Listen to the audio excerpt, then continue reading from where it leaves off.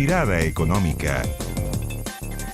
Hola, hola, ¿cómo les va? Mirada Económica en el aire. Media hora de conversación económica a través de la pantalla de Canal 24 Horas. Todo un clásico de este canal de noticias. Esta semana con hartos temas, reforma previsional, empleo, crecimiento. Pero vamos a partir con una nota, con algo que usted seguramente lo ha notado y sobre todo en su billetera. O cuando va de compras, los billetes de 1.000 pesos, la clásica luca, están escasas. Así lo alertó el Banco Central. Su circulación alcanzó, escuche bien, el menor nivel en 4 años, desde el año 2019.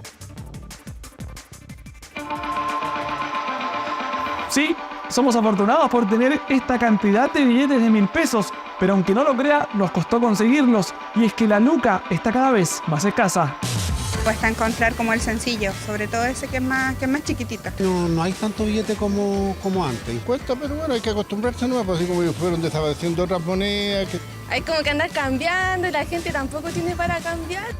Y si lo sufre el ciudadano a pie, imagínese el comercio, que debe lidiar con la entrega de vueltos. Esta última semana, que ha sido fin de mes, ha costado mucho el sencillo. Mucho los billetes de 1.000. El de 2.000, no mucho, pero el de 1.000 sí. Y la gente incluso a veces se enoja. ¿Qué pasa cuando...? No, si se enojan, por ejemplo, hace ratito, antes que llegara tú, una señora porque no tenía vuelto de 5.000. Problemas que debe enfrentar a diario Edith, que es dueña de este kiosco. Nos asegura que de 10 clientes, 8 llegan con billetes grandes, con evidentes estrategias para que ella les sencille. Me cambia para pagarle el lustrín, me cambia para pagarle ella, me cambia para ir al baño. Una papita que te vale 800, 900 pesos, vienen con un billete de a 10, de a 20. Cuando yo tengo cambio, no hay problema.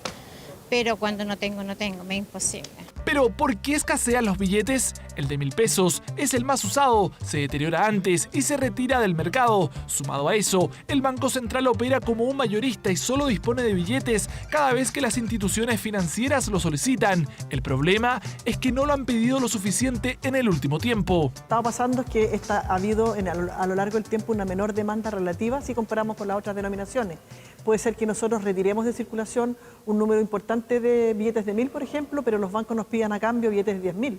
Y nosotros eso no tenemos cómo cambiarlo, porque es una demanda que de acuerdo a sus necesidades. Esto ha llevado a que en la actualidad existan 279,5 millones de billetes de 1.000 pesos circulando. Esto es el nivel más bajo desde el año 2019. Una realidad que Emilio lamenta. Él es vendedor de flores en pleno centro de Santiago y se ha ido con menos plata a su casa, producto de esta escasez del billete verde. Muchos vienen a comprar una rosa con 20 lucas. Está difícil. A veces pierde la venta uno porque no tiene para dar vuelta. Difícil encontrar. Nosotros tenemos que ir a los baños ahí, a veces los cambian. Según cifras del Banco Central, en la actualidad 2 de cada 3 billetes son de alta denominación, es decir, de 10.000 o 20.000 pesos, habituales en los cajeros. En los cajeros generalmente pasa, uno necesita menos plata y ponen puros billetes grandes de 20 lucas. De 20, 10, lo que más te tira el cajero.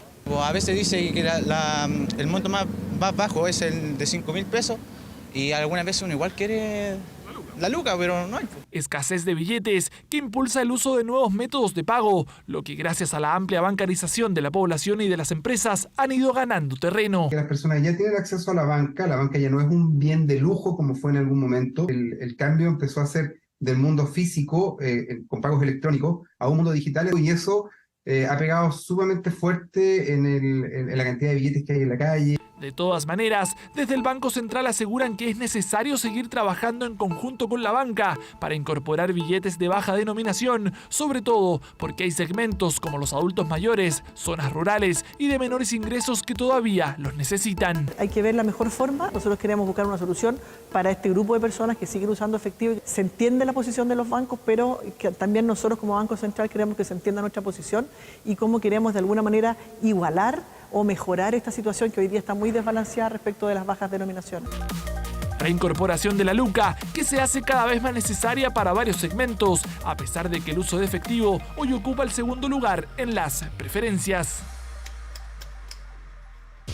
Una luca cada vez más esquiva. Vamos a tocar los temas que nos convocan en Mirada Económica, reforma previsional, por ejemplo, empleo, crecimiento. Estamos en contacto hasta ahora con David Bravo, director del Centro de Encuestas y Estudios Longitudinales de la Universidad Católica. David, como siempre, bienvenido a la pantalla de Canal 24 Horas. ¿Cómo te va? Hola, ¿qué tal? Buenas tardes, Andrés. David, ¿cómo has visto la reactivación esta semana de la tramitación de la reforma más importante, sin lugar a dudas, del gobierno del presidente Boric, que es la reforma previsional? Se vota en particular a partir de esta semana, no ha sido fácil. ¿Cómo has visto esta reactivación de la tramitación de esta reforma, de este proyecto presentado hace ya más de 8 meses?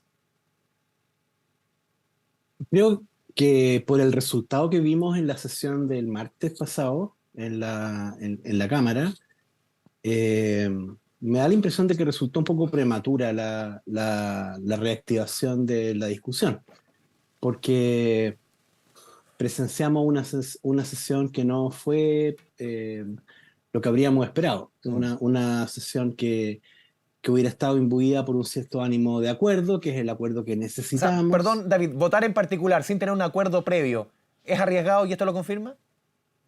Definitivamente, y especialmente porque se va a forzar una situación en la que prácticamente se corre un riesgo, ¿cierto? Y ese riesgo es el de que no podemos correr, creo yo, que es el de repetir lo que ocurrió con la reforma tributaria, ¿no? Por forzar finalmente a que se discuta sobre el proyecto en las condiciones en las que está, yendo artículo por artículo.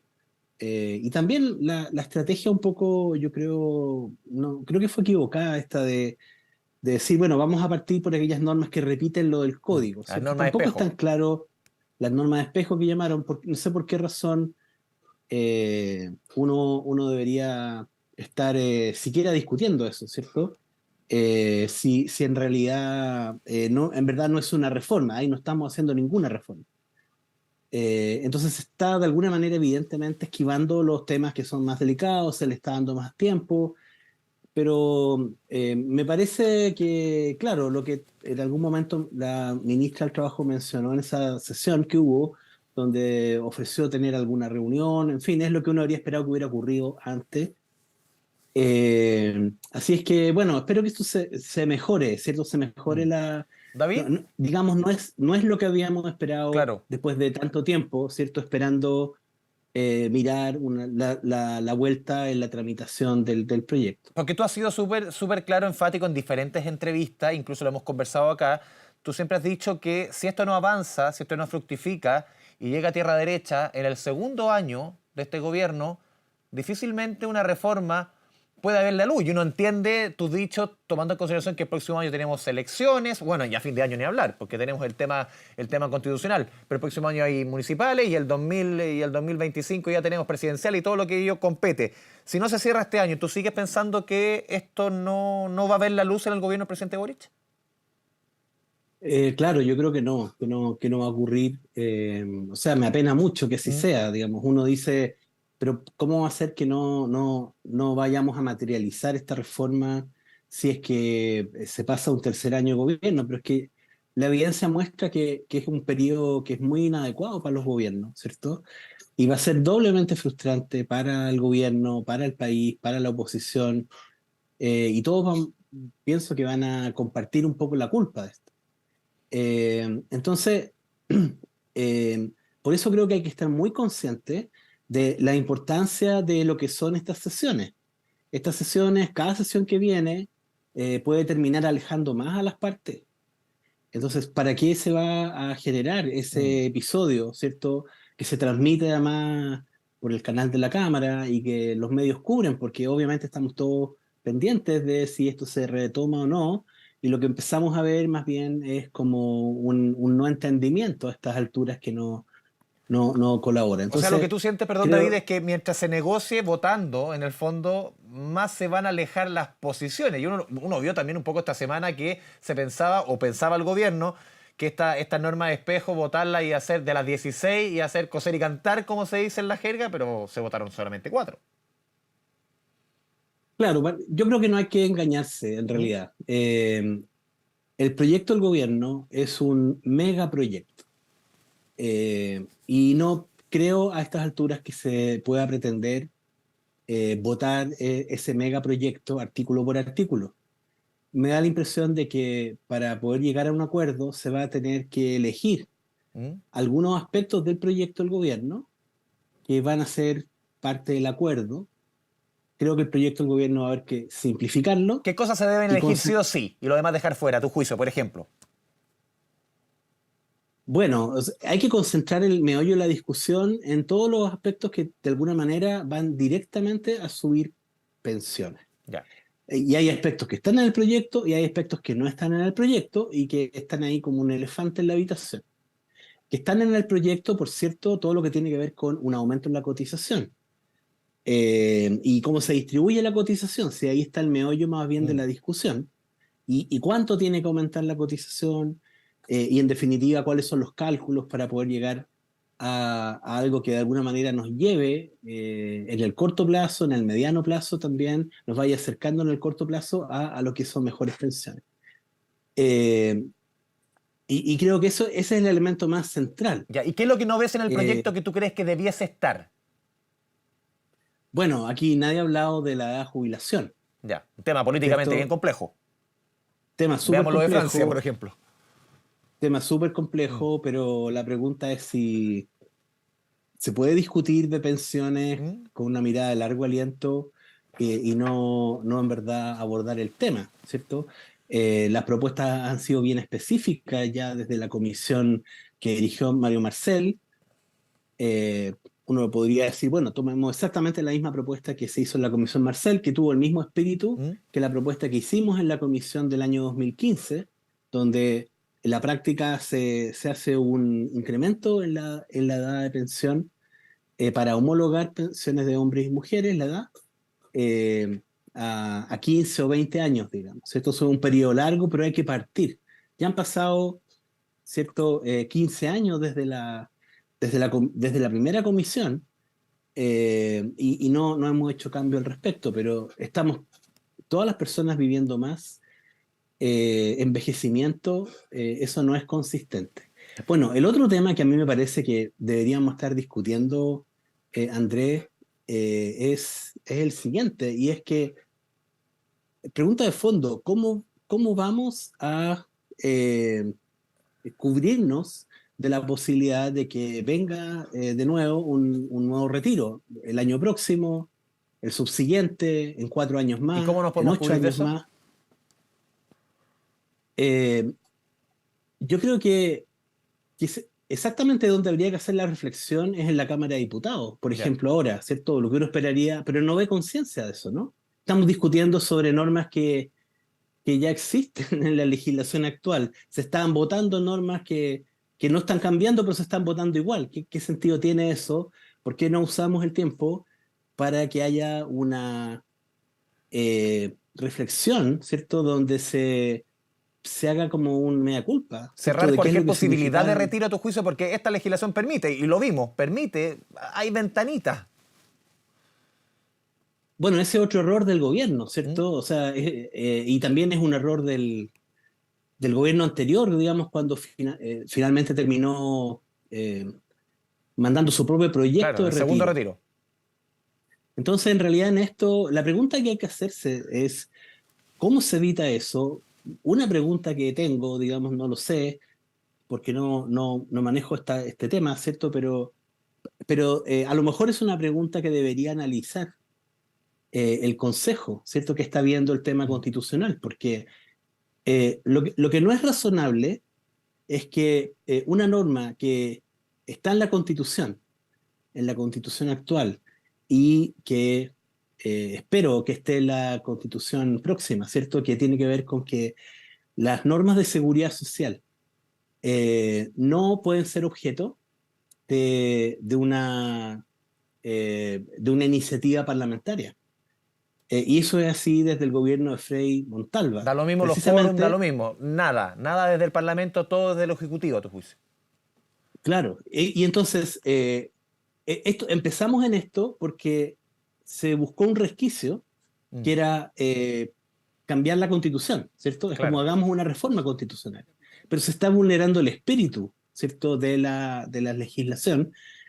Entonces, ¿cómo eso se puede, de alguna manera, nos puede ayudar en la discusión a nivel constitucional? Pero no he escuchado que se haya estado hablando de esto, porque lo que se ha demostrado es que el Congreso, tal como está, e incluso el Ejecutivo, esto parece no ser un tema.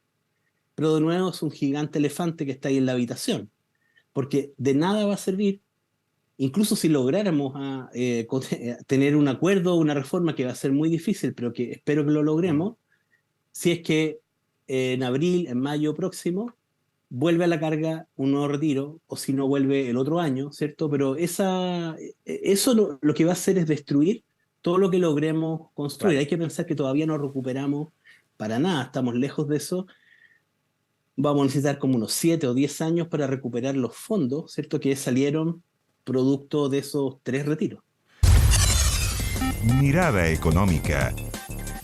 Volvemos a Mirada Económica a través de la pantalla de Canal 24 Horas. Estamos conversando con David Bravo, él es director del Centro de Encuestas y Estudios Longitudinales de la Universidad Católica. David, dentro de la conversación estas últimas semanas, más allá de la reactivación de la tramitación del proyecto, hemos visto desde el gobierno flexibilidad frente a diversos puntos. Por ejemplo, uno ya se da cuenta que cuentas nacionales parece que no van a estar, que un 2% de ese 6 vaya a cuentas individuales, que el administrador de las cuentas sea algo parecido, por ejemplo, a la AFC, Previred, por ejemplo.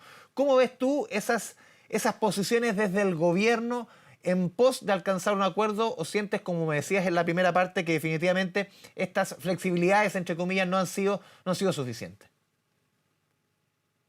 No, creo que esos anuncios, trascendidos, ¿cierto? Porque no han habido anuncios expresos. Claro, no han habido indicaciones, pero sí declaraciones o entrevistas. Claro. Pero han habido declaraciones que ya indican que efectivamente el gobierno sí está dispuesto a llegar a un acuerdo. Creo que ha dado las señales. Y también todos hemos visto que en la oposición también ha habido una suerte también de acercamiento, por lo menos lo que se ha mencionado. Eso no se conoce bien exactamente el detalle de esas conversaciones. Sería bueno saber si esas conversaciones están ocurriendo o bien enterarnos si fracasan, ¿cierto? Pero que haya alguna versión, si se quiere, oficial sobre la materia, ¿no? Pero digamos, entiendo que mirando positivamente, efectivamente creo que se ha hecho un reconocimiento de que para poder llegar a acuerdo, insisto con lo que te dije al principio, creo que va a ser necesario simplificar fuertemente el proyecto. El proyecto tiene un conjunto de normas que es innecesario. Por ejemplo, sí, la comisión se podría cobrar por saldo, en vez de hoy día como es un porcentaje de la cotización, por flujo. Súper bien, es una discusión que se puede hacer, pero cada una de esas normas, ¿cierto? Si se quiere mirar en detalle, va a tener que tener ciertas normas de transición, de gradualidad.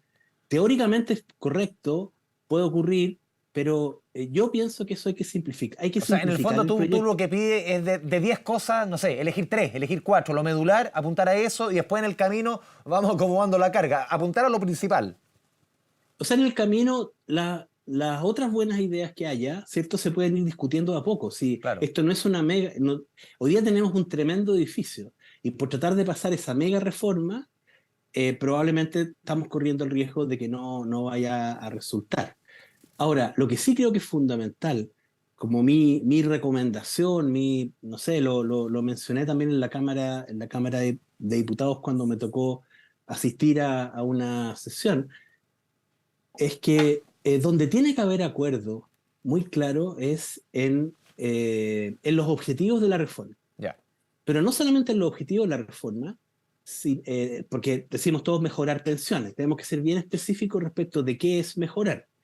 Mejorar implica saber bien exactamente desde dónde partimos, cuál es la situación actual y cuál es la situación y hacia dónde queremos transitar. Y que sea sostenible.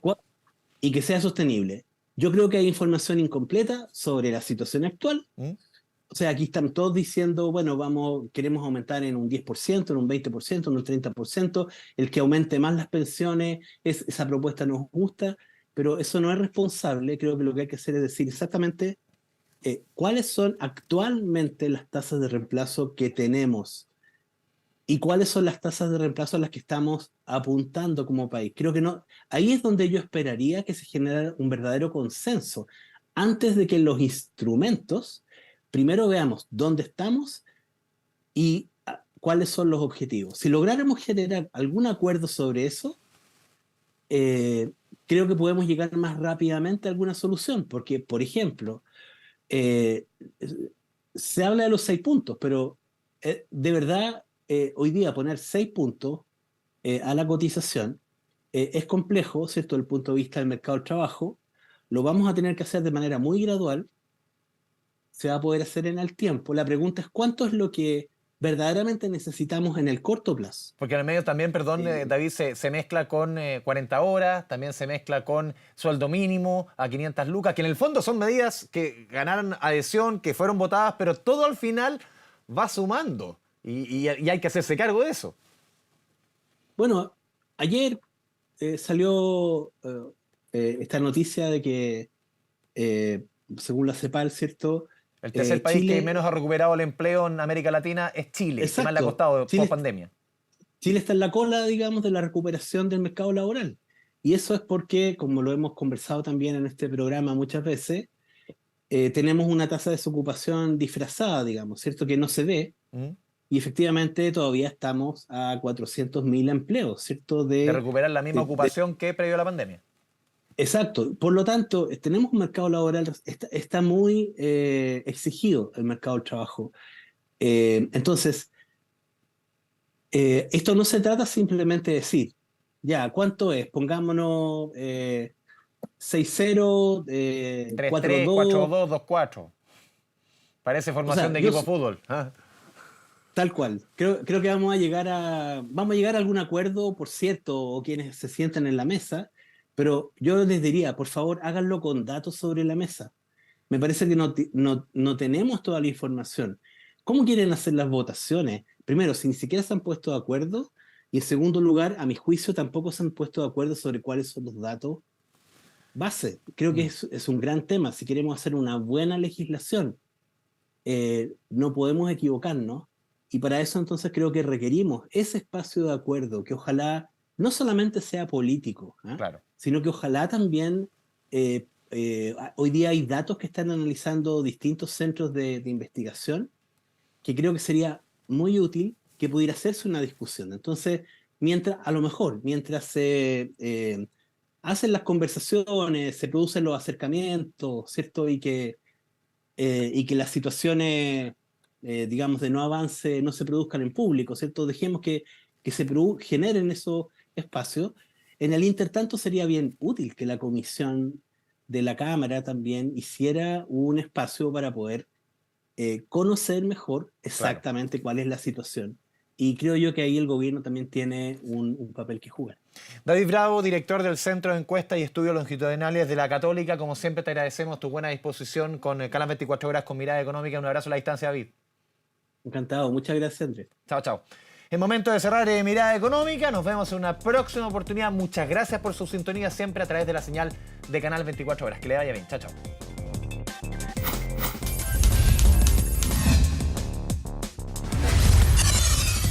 Mirada Económica